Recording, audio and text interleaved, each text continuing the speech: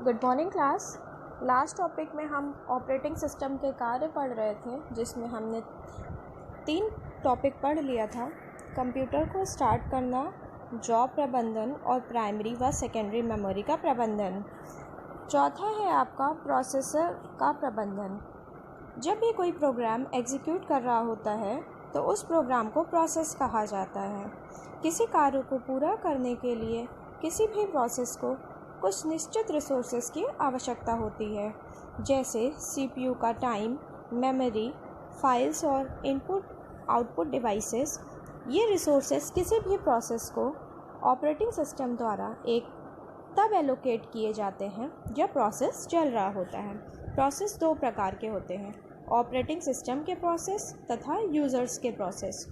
Operating system के process system code को execute करते हैं, जबकि यूज़र्स के प्रोसेस यूज़र के कोड को एग्जीक्यूट करते हैं।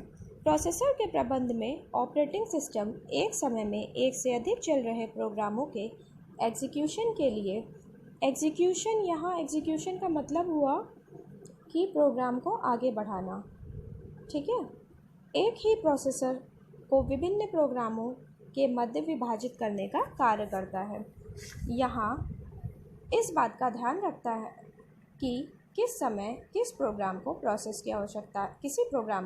की आवश्यकता है या नहीं। इसके अतिरिक्त इसके कुछ प्रमुख कार्य निम्नलिखित हैं। यूज़र्स तथा सिस्टम प्रोसेस को क्रिएट तथा डिलीट करना, प्रोसेस को सस्पेंड और रिज्यूम करना, प्रोसेस कम्युनिकेशन के लिए मैकेनिज़्म प्रदान करना, डेडलॉक हैंडलिंग के लिए मैकेनिज़्म प्रदान करना। इनपुट तथा आउटपुट का प्रबंधन।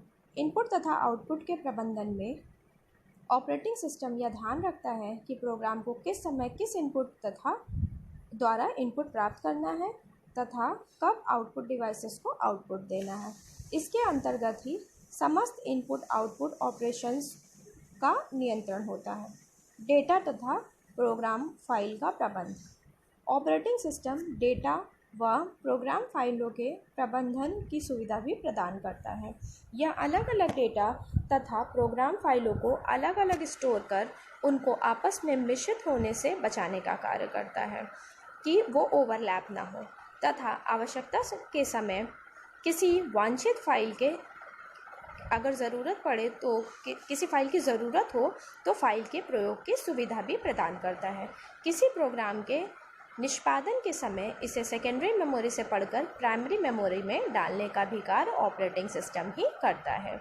इसके अतिरिक्त इसके कुछ प्रमुख कार्य निम्नलिखित हैं। फाइलों को क्रिएट तथा डिलीट करना, डायरेक्टरीज़ को क्रिएट तथा डिलीट करना। डायरेक्टरीज़ के अंतर्गत हम अपने फाइलों को रखते हैं। फाइलों के बैकअप का समर्थन करना। इसके बाद का आपका टॉपिक है ऑपरेटिंग सिस्टम के प्रकार।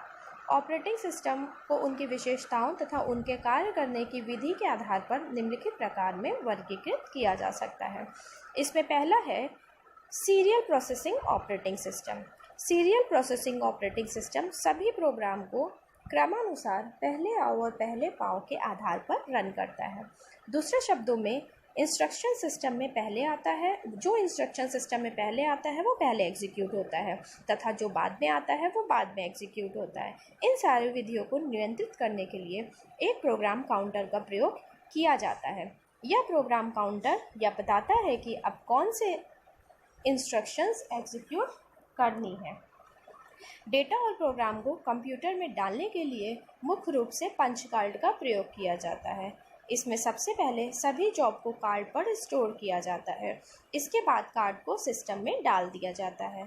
उसके बाद सिस्टम सारे इंस्ट्रक्शन एक के बाद एक एग्जीक्यूट करता है।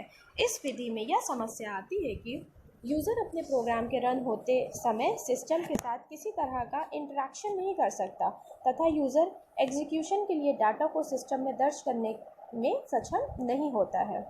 अब इसके क्या क्या लाभ हैं? रिसोर्सेज का प्रबंध सरल हो जाता है। रिसोर्सेज का एलोकेशन आसानी से होता है। इसकी कुछ हानियाँ भी है। सीपीयू का ज़्यादातर भाग खाली पड़ा रहता है। यह विधि धीमी गति से होती है। प्रोसेस का वेटिंग टाइम अधिक होता है। इसके बाद आपके और भी ऑपरेटिंग सिस्टम के प्रकार हैं जो कि हम नेक्स्ट वीडियो में पढ़ेंगे। आज का वीडियो यहीं तक। Thank you.